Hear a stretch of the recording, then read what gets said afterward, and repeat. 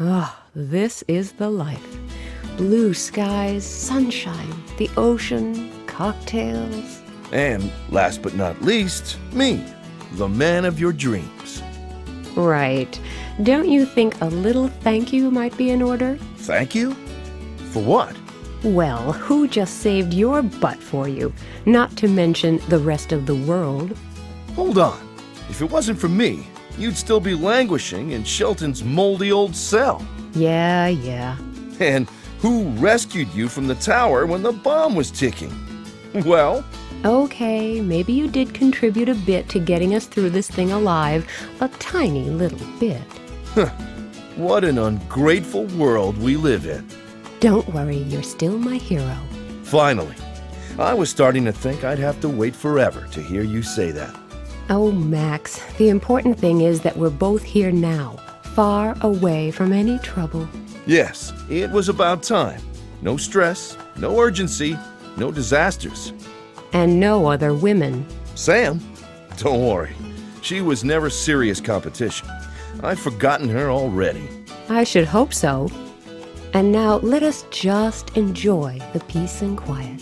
Shall I get you another cocktail? What a wonderful idea. I'll have a sea breeze. Coming right up. With the number of natural disasters suddenly dropping so rapidly, and the danger no longer as immediate, the UN General Assembly naturally failed to decide on any concrete measures. A totally non-committal letter of intent was signed. Everything is back to normal. When Vladimir Kalenkov returned from the UN General Assembly in New York and heard about his daughter's adventures, he blew a fuse. He absolutely forbade Nina to ever use him as an excuse for her adventures again. Nina refused to comment. Two pilots known as Red 2 and Red 3 supposedly contributed greatly to the destruction of an enormous battle station. Rumor has it they keep reappearing in a famous series of Japanese role-playing games. Fleming Olsen was shocked to discover that the end of days is still a way off. Since his fortune has dwindled considerably due to his excessive travels, and probably won't last that long, he has gone back to working in the tourist industry. His adventure cruises on replicas of the Titanic, the Poseidon, and the Andrea Doria are all the rage among high society vacationers. Paparazzo Feng Li is rolling in money after making a deal with certain VIPs not to publish any more scandalous photographs. Smarty Pants Oscar was adopted by Sydney, the porter.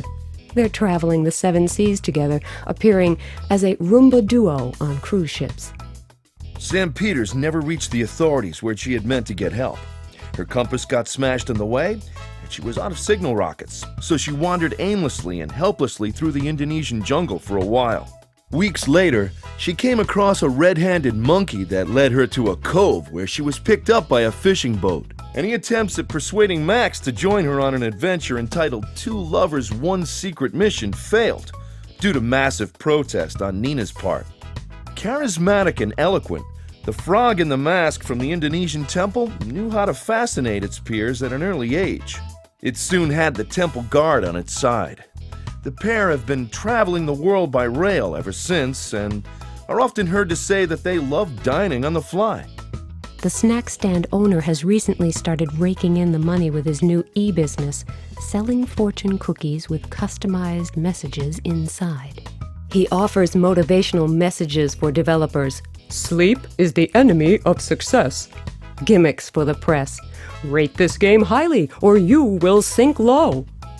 Or package inserts for consumers. Those without expectations will always be content. The areas of application are practically infinite. The homeless man quit drinking and finally remembered his past existence as Detective Kansky. He tripped up trying to fish a 10-cent coin from the wishing well, hit his head, lost his memory again, and became a famous eccentric actor. The surveyor was busted when he took the cup wrapped in aluminum foil to his fence who tried to sell it to a famous art collector. Now he's cooling his heels in jail with a cellmate who plays the harmonica all day. To his great regret, they took away the heavy equipment from his SUV before they locked him up. The police officer got tired of the constant wailing of the harmonica and the surveyor's endless protestations of innocence. She quit her job and now works in doping control at important cycling events. Mr. Rossi is still seeking his fortune. And the car rental firm is still seeking Mr. Rossi, having discovered the sloppily fixed scratch on the expensive sports car. Encouraged by his success with the monkey, the zookeeper tried to teach the crocodile to play fetch. He got a new job as a hook-handed pirate in a well-known theme park near Paris. Prison guard Spivak miraculously survived the huge explosion and decided to take a break from standing guard over heroes. He worked hard to perfect the world's best cheese soup. He appeared in a few cookery shows, but then chose to return to his original profession. He has a few job interviews coming up.